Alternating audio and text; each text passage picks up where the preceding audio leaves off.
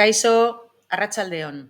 Gaur, kanten arrazoiaren erabilera publiko eta pribatua azalduko dizkizuet. Zer eskutatzen da arrazoiaren erabilera publiko eta pribatua izenburuaren atzean? Beno, Kantek gogoratzen baduzue, zapere haude puntuan autonomo izatera deitzen gintuen. Baina berak arazo bat ikusten zuen. Gure bizitza sozial eta politikoak uniformetasunera garamatza. Hau da, gure gizartean etengabe gaude arauen menpe, legeen menpe. Hainbat botereren menpe bizi gara, ekonomiko, militarrak, politikoak, erlijiosoak. Orduan berak planteatzen zuena da, nola da posible autonomo izatea, hau da, norbere kabuz pentsatzea, ezinbestean ordena bat eta obedientzia bat inposatzen eta eskatzen digun gizarte batetan, hainbeste lege eta araurekin.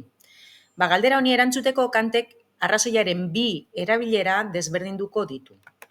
Alde batetik, arrazoiaren erabilera publikoa. Kantek berak honela definituko du. Norbaite jakintsu gisa, bere arrazoimena erabiliz, irakurleen munduko publiko osoaren aurrean egin dezakeena. Hau da, jakintsu gisa, aldez aurreko prestakuntza duten pertsonek, behar dituzten gai guztiak jendaurrean eta askatasunez eztabaidatzea izango litzateke.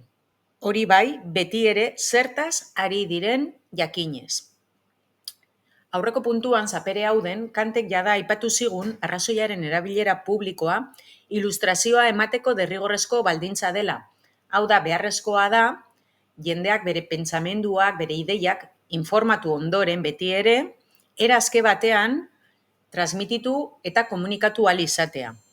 Gaur egungo, adierazpen askatasunaren antzekoa izango litzateke Kantek arrazoiaren erabilera publikoa deitzen zuena. Eta puntu honetan, Kantek dio guztiz askea izan behar duela, ezin daiteke zentsuratu. Berriz, arrazoiaren erabilera pribatua, zer da? Kantek esaten zuen, erabilera pribatua deitzen diot, bere arrazoia postu edo kargu zibil batean erabiltzeko baimenduta dagoenari, edo funtzio bat bere esku utzi zaionari. Hau da, hiritar gisa, funtzionari gisa edo lanpostuan egiten den arrazoiaren erabilera da. Eta zera dio era oso argi batetan Kantek. Kasu honetan, arrazoiaren erabilera hau mugatua izan behar da.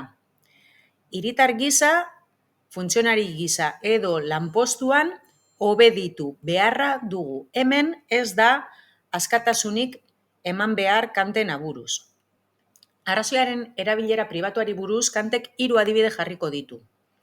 Konkretuki, armadako ofizialarena, bere nagusiek agintzen diotena egin behar duena, abade batena, bere elizak lan egiten duen instituzio horrek esaten diona den arabera katekizatu behar dituenak bere fededunak, bere elizara doazenak, eta 3. adibidea da, zergak ordaindu behar dituen hiritar batena.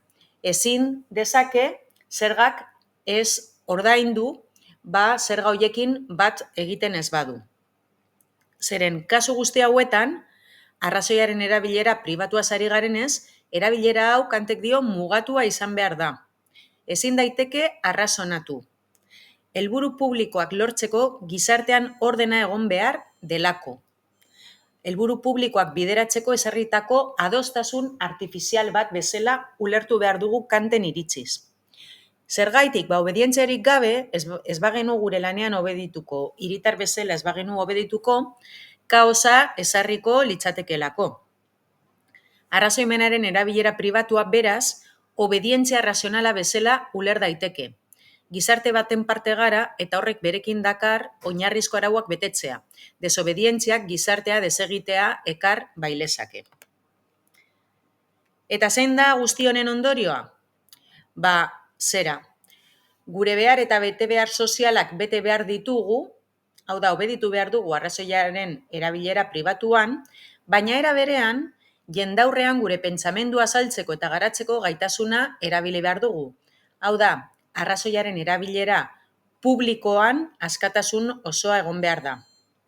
Zergaitik, arrazoiaren erabilera publikoak zalantzan jarri edo aldatu ahal dituelako erabilera pribatuak ezartzen dizkigun praktika sozialak. Apurka bada ere. Hau da, Kant ez dago iraultzen alde, bat-batean dagoen guztia irauli, deuseztatu eta sistema berri bat prestatzearen alde. Berak, erreformak defendatzen ditu.